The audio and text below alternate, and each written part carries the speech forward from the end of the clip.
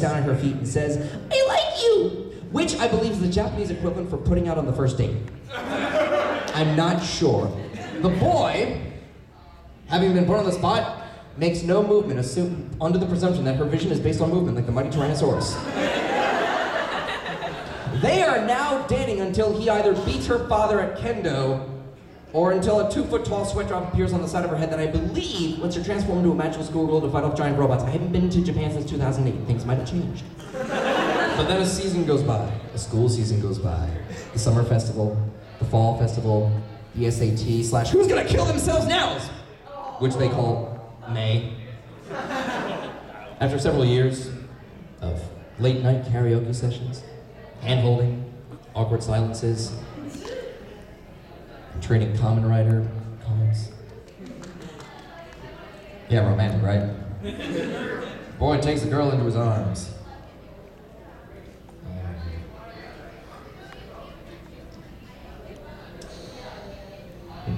And tentacles appear from everywhere!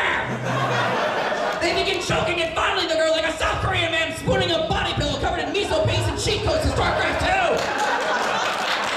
They begin thrusting at every which end, every possible orifice, and then, once they finish with her, they dangle her by the throat, spread eagle 5 feet above the air, ever so delicately, above a final rising tentacle that I can only explain as a horrible hybrid between a styrofoam pool noodle and a cactus. And once she is dangled and properly lubricated... I'm sorry, what was the question? Babies. No clue, ask your mother. He's still, God bless him, gonna be a better father than Gendo Ikari. Gendo Ikari makes Hohenheim look like Danny Tanner. Full Metal Alchemist, Full House. I can't get any more esoteric than that. You're welcome. Because there's the best father-son relationship in all of anime, the Ikaris. The mother dies, so the father abandons the son for 3 years, where he's just apparently standing in the rain crying for 3 straight years. That's how flashbacks work. So they finally come up to one another. The father's been gone, he's been working on a top secret project that he won't tell the son about because the son's not cool enough, and they're finally meeting. Shinji. Hi. Happy birthday, dude. I didn't really get you anything. Oh wait, no, giant robot! Woo! Best dad ever! This is the 90s, everything's about a giant robot. Why are you crying? You don't like the giant robot? Do you want to take a guess at how much the giant robot cost, Daddy? You're telling me I get the one pansy-ass 15-year-old schoolboy who doesn't like giant robots? I'm so glad your ass is adopted. The redheaded German girl has bigger balls than you do. All right, stop crying. Come on, stop embarrassing Daddy in front of the UN. Just come over, kill. But don't touch me. Come close, but don't touch me. All right, don't touch me. Stop crying. All right, let me level with you, kiddo. Do you remember that 30-story tall alien outside that survived taking a nuke to the face? Okay, you do remember that. I was hoping you were like 30 feet away from it. It's Daddy's job to kill that alien. And it also happens to be, get this, bring your son to work, Dad. I'm gonna give you 2 guesses how this is gonna work, killer. Notice the crazy psycho purple unicorn robot standing behind you? Get in it. I will warn you, the system is a bit buggy because mainly instead of using astronauts or trained military personnel to pilot the giant robot, it's been digesting or just flat out destroying its pilots because we're using schoolgirls. They're really cheap. Like dime a dozen, you're not gonna... All right, stop crying. Just get in the robot. We have a latex swimsuit for you to wear with matching hair clips. You're gonna look darling. We're then gonna put you into a dark metal tube and fill it with water. So you're gonna be drowning for a little bit, but you get used to it. And then if this PDF I'm reading is even remotely right, we just got these, it's 1998. We are gonna screw you in upside down at the base of the robot's skull. So you're gonna be upside down, drowning in a dark metal tube, latex swimsuit, matching hair clips. I then want you to take the robot outside, and I want you to kill the alien. I don't care how you do it. We don't care how, just get the job done. Don't lose the robot. or have the robot break because, you know, robot is expensive to daddy and also don't die, but then bring the robot back. So if you got this, Johnny Dark Middle 2 matching haircuts, take the robot out, don't die, bring the robot back to daddy, and we will have ice cream. I will not be joining you for ice cream because you creep me out. I know it smells like your mother. Get in the robot! Kendo's a great dad. What are you talking about? I love anime cons. I was just down in Florida where it was the longest opening ceremonies ever because everyone was in a group of 5 people with their own name of some sort of exchange of Neko, Kitsune, Cupcake, Epic, Awesome, like just those 5 words, production, or live journal group, or we need this so badly. And they apparently didn't know what a panel was. I had the guy up there trying to say, we're doing a game this whole weekend. You're gonna be playing a role where we give you an armband and everyone else wearing the armband is playing their role. And it's like a board game, but it's live. So you're gonna be a live action role. I'm sitting there, it's called LARPing! The thing you're describing is called LARPing! Call it LARPing! Nero, bitches. But an anime convention is basically a weekend of a couple thousand people trying to convince the other couple thousand people that they are famous. I make t-shirts, I make buttons, I make an Abridged series. What's that? I take an anime and I scream a bunch of stupid fart noises over the mouth flaps. I watched One Piece Abridged, I couldn't tell the difference. What do you make at conventions, Uncle Yo? Money. Isn't that just grand? I don't like wanna be political about this, but when Pokemon Black or White came out, what did you guys do? Where did you guys side? Were you Aryan supremacists or traitors to the blood? Did you do Pokemon Black or Pokemon White? Fire red. Someone always yells out red. They did last week, and I've never understood that. In my day, you played Pokemon red or blue. Although you were actually playing Pokemon Black and White because those were the only colors that your Game Boy could do. You were stuck, there was only 151 and you were grateful for every single one of them. My day, you had to walk uphill in the snow both ways just to play Pokemon. And you needed AA batteries, you couldn't just plug it in and keep it going. You had to run back and forth to the Rite Aid, up the hill in the snow. Because it was 1999, baby. Woo. Isn't that freaky to think about that The Matrix wasn't last decade, but the decade before? Some of us just got pubes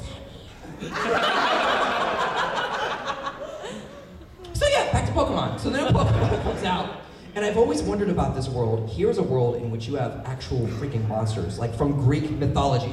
You have these giant birds that can create a thunderstorm. You have these psychic squids that can leap out of the sewer system. You have Gyarados, the actual kraken itself that blasts lightning and whatever hyper beam is from its mouth. And what do they throw at it? 10-year-old boys. How are you going to convince an entire generation of 10-year-old boys to attack these monsters? We'll tell them it's a game. And for everyone that you capture, master, and enslave, and wear around your belt like a token of trophies, like a pimp of monsters, you'll get a shiny little button that you can put in your vest. And it worked! So what we should have done with Afghanistan, just get a bunch of Boy Scouts together, fill them up with, I don't know, Pop Rocks and Chuck E. Cheese tokens, and said, go wild. Spread forth thine chaos. And I loved when the Pokewalker came out. This was an amazing idea for a game. You took a psychologically addictive video game like Pokemon, because you were always trying to level up your Pokemon, and they made it physically exerting activity. You would walk around, and the longer you walked, the more it would passively level up your Pokemon. That is goddamn genius. American genius was taking them and duct taping them to ceiling fans and dogs and Little League soccer players. Nice try, Japan. We have the KFC Double Down. That is a sandwich, that is a bacon and cheese sandwich between 2 fried chicken breasts. We threw out the bread. No one can make us thin. Nice try. You give us sushi, we will pour cream cheese on it. That's a California roll. What is this, raw fish? Cheese whiz, now it's food! With your fish and your rice, you guys are insane! Go down to Alabama, where's that deep fried pork anus and peanut butter sandwich? Give me some deep fried Kool-Aid. You know them as hot dogs. My vegan mother calls them the devil. I went up to the bar upstairs and they handed me a glass that I almost threw on the ground. Some of you will know I am a bit of a beer snob. We've just put off the official cut at Guinness and Sam Adams. We said this is the lowest quality we're gonna try for a little bit. We love the microbrews. I love experimenting. I love Pumpkin Fest and Oktoberfests. Anyway, for everyone under 21, what it meant was I was at a bar and the bartender handed me a glass. On one side it had the Budweiser logo, like everything dedicated to the NFL. And on the other side it had the Chicago Cubs. And I said, okay, all right, buddy, let's level. I want a new glass. I have to talk to people. I have to kiss my girlfriend with my lips. I want a new glass. This is a disgrace. On one side, you've got watered down piss. You've got a disgrace to America. And on the other side is Budweiser.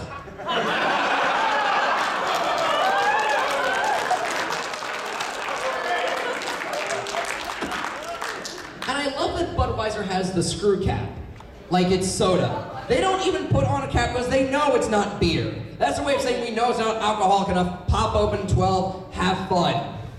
I was in Milwaukee, one of the microbrew centers of America. They had Pabst Blue Ribbon on tap. I followed the piping into the men's room. I was right! That's where it comes from, hipster blood. Oh, I can't get it. Oh my God, a hipster. You can always say that in the back of your head, and you always be right. The more they deny it, the more they are.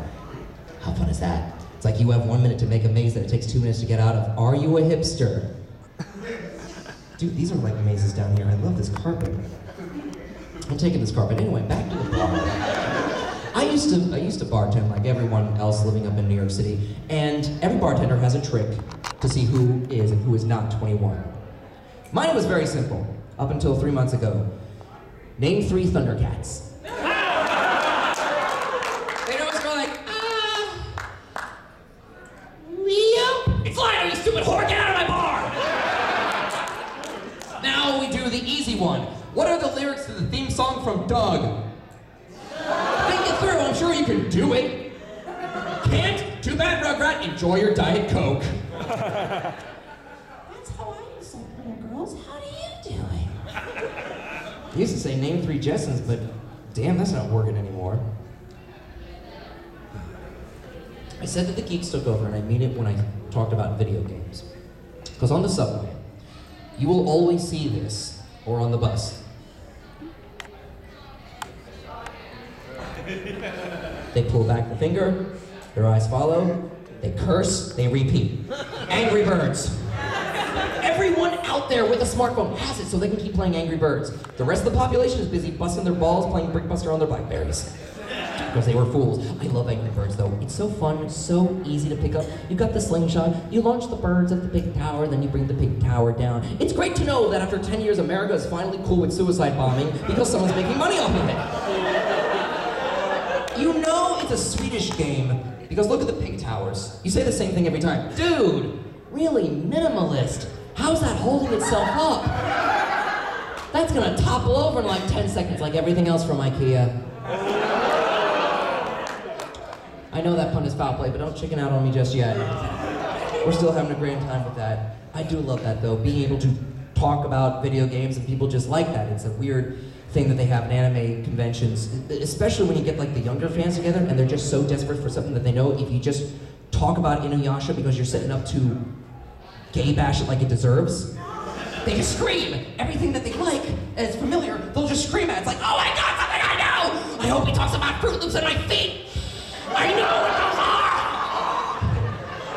Because I got to go to PAX, Penny Arcade Expo. That was like Valhalla. Everybody was showered. Everybody got the Mega Man jokes. You would pass someone in the hall. Hey, you're wearing a God of War shirt. Me too. Awesome.